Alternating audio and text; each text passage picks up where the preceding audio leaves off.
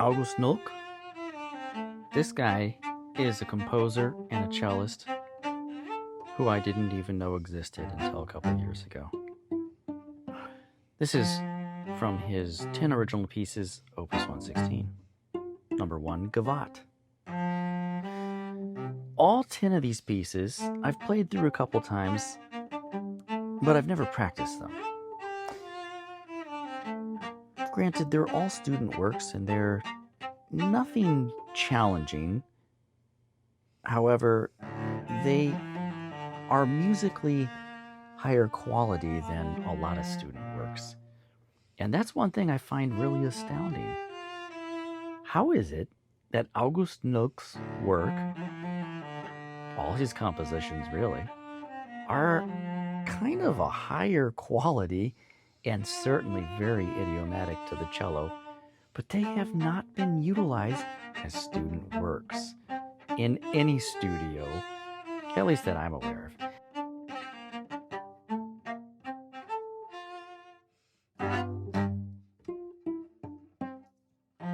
Now, if you know of teachers in the last 50 years, let's say, that have used Nölck's works, write it in the comments. I'd really be interested to know what you've studied or what you've heard of other teachers giving to their students.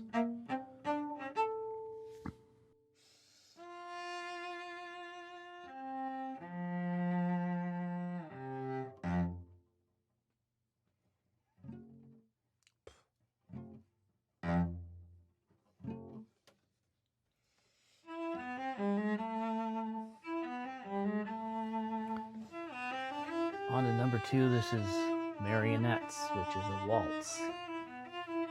Tempo di Valse. I first started looking at this piece a little bit more independently when I discovered this set of 10 pieces. I find it quite compelling, intriguing even, and it's got quite the trajectory. I don't know if that's the right word, but it's compelling, it moves, it's got motion. I think it's a really good waltz.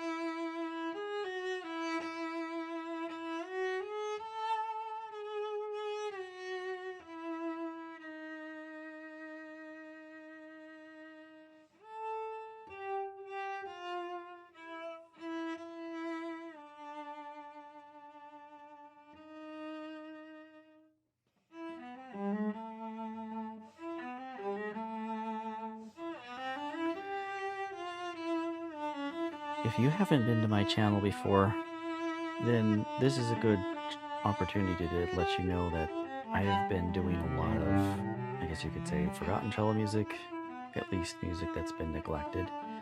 August Nölck's music is by and large not really played, aside from a few numbers, which I can't recall at the moment. I hope you go and check out more pieces on my channel.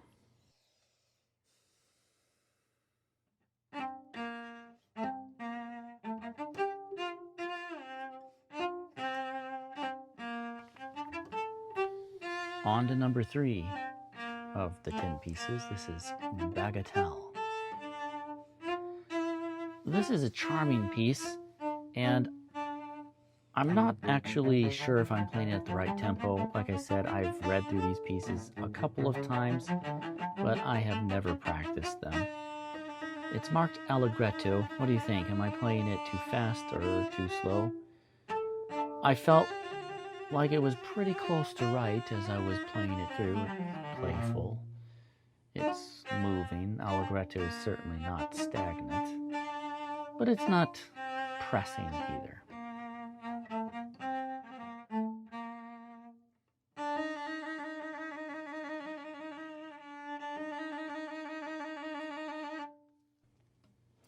This is laughable. My trill, I have neglected my practice for so many years, and I haven't played or performed in public. It's just detestable, actually, how bad my trill is. What do you think?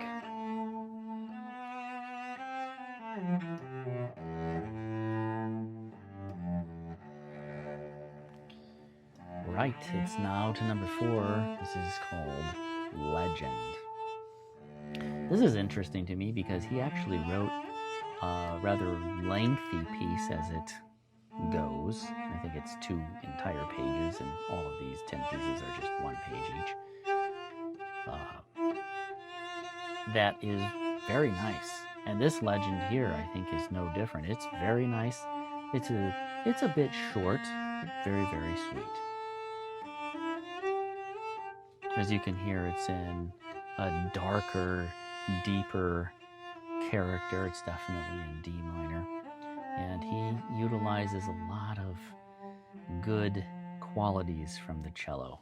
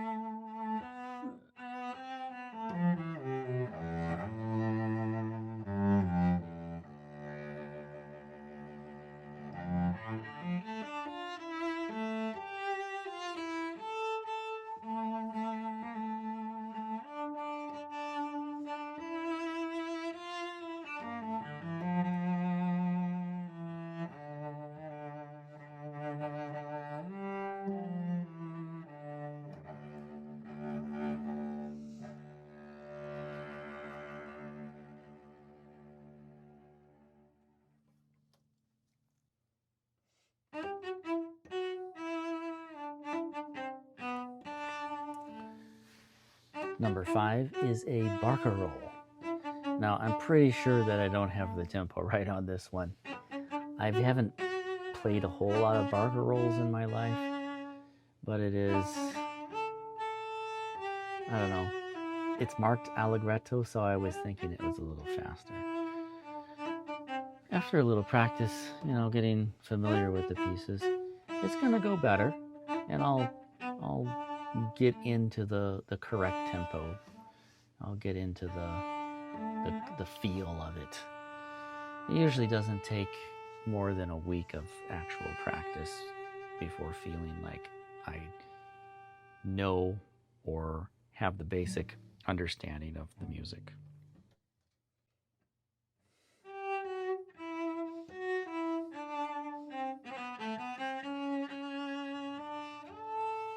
Number 6 is titled Autumn Flower. This is a really beautiful piece, and it's a really good example of not preparing myself mentally, because I didn't know the rhythm at all. I was a little taken aback. And like I said, I've played through them, but I have just done it all casually. So I wasn't sure what to expect. Honestly, I couldn't remember what it sounded like, since the last time I played through this was a week or 2 ago. So, interesting, as a repeat, and I did a little bit better on the second time through.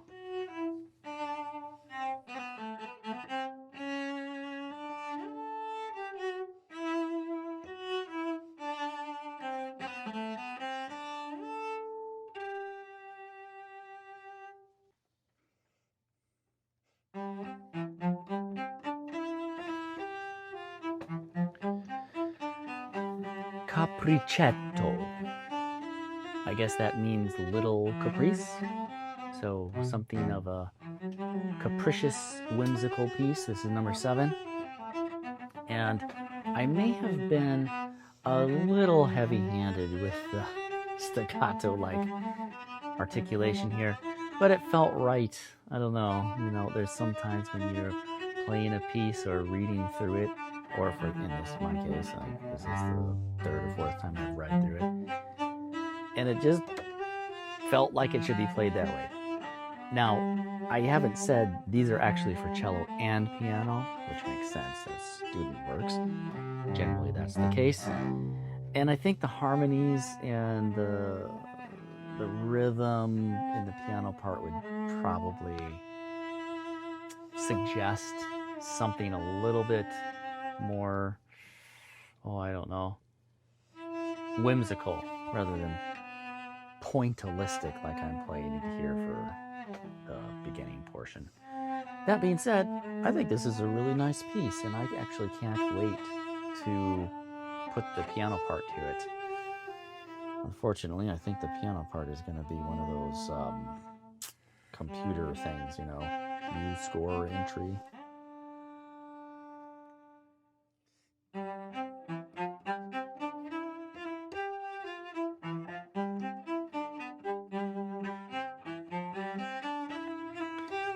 Now, the more I listen to it as I'm recording this voiceover, the more I kind of actually enjoy that pointy, staccato-like articulation. I don't know, it does give it some sort of, I don't know, it establishes it somehow. Maybe that's because, again, there's no piano part and it just needs something more to it. What do you think?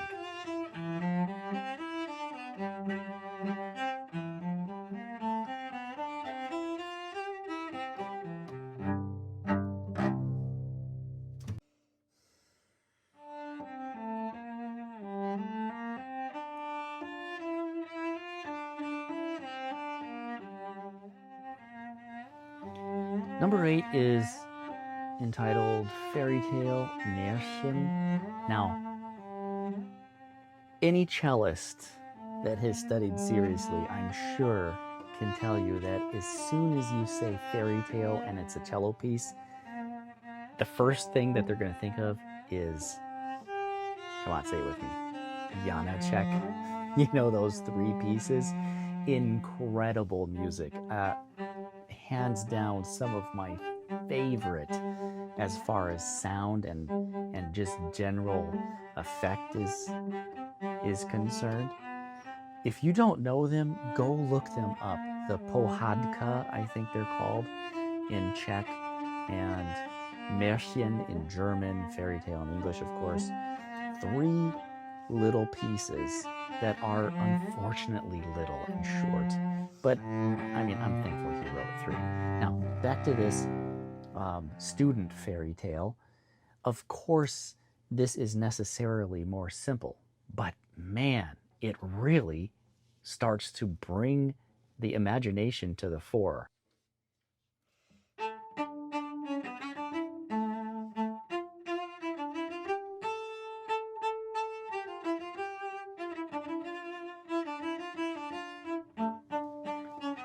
Number 9, the penultimate number, is a gavotte and musette. And if you know form, music history, the gavotte and musette are things that just go together. The first section is the gavotte dance, and the second section is this musette where it's kind of a drone. You really don't get a gavotte without this drone in the middle section. And I play it all the way through. I don't skip anything here. You can hear the musette, and it's actually in parentheses, also given the subtitle Pastoral. So that's quite interesting. I really can't wait to play these numbers with piano accompaniment. I think he also was quite an accomplished pianist, and for anybody that's been studying music history, by the way, if you want to know more about cello history, read Joseph Vasilevsky's book about the violoncello and its history. It is phenomenal. It only goes up to the end of the 1800s. I think 1898 or 1890. One of those 2 dates is when it was published, originally in German. Oh, but it is phenomenal. Every cellist, especially in the classical and romantic eras, can play Piano very well.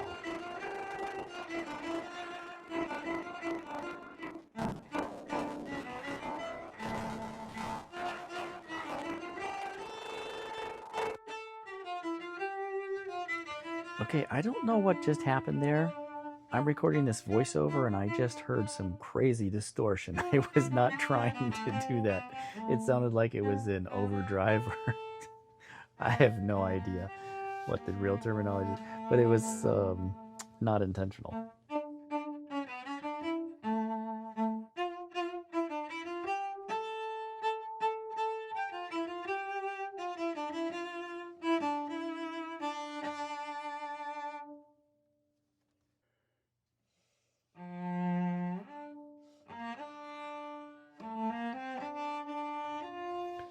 And the last piece is Arabesque. This is number 10.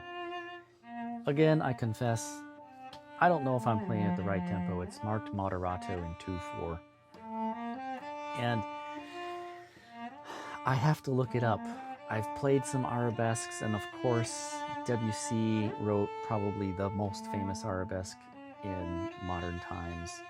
At least we nowadays know his arabesque much better than any other arabesques out there, and I can't even name any others, to be honest. So that's what comes to mind is Debussy. And this doesn't sound anything like Debussy, obviously. This is a German writing probably about the same time Debussy wrote, but this guy is writing for students, and Debussy obviously was not.